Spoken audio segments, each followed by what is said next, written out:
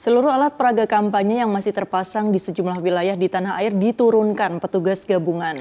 Langkah ini dilakukan seiring masa tenang pemilu menjelang hari pencoblosan 4 Februari nanti.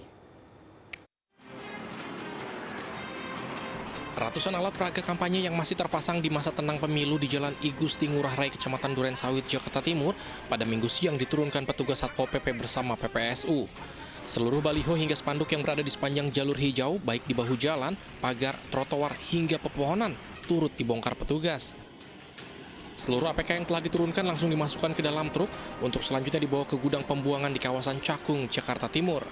Hasil ini kita kumpulin di kecamatan, setelah dihitung jumlahnya, kita laporkan ke pimpinan, baru nanti hasilnya yang sudah terkumpul itu kita kirim ke gudang.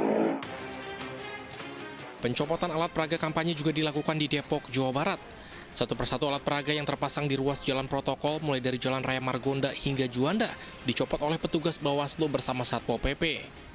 Sejumlah APK yang terpasang di permukiman warga pun dibongkar petugas. Di Makassar, Sulawesi Selatan, sejumlah warga bahkan ikut membantu petugas gabungan dalam menurunkan alat peraga kampanye yang terpasang di ruas jalan, tiang listrik, dan pepohonan. Alhasil, truk sampah yang digunakan untuk membawa hasil penertiban itu seketika penuh dengan ribuan APK berbagai ukuran. Sementara itu, untuk mengurangi sampah alat peraga kampanye, pemerintah Kota Bogor bekerja sama dengan komunitas Satgas Peduli Ciliwung mengolah ribuan APK tersebut menjadi barang yang dapat menghasilkan nilai ekonomis. Sampah APK dipilah terlebih dahulu untuk kemudian dicacah menggunakan mesin hingga menjadi potongan kecil.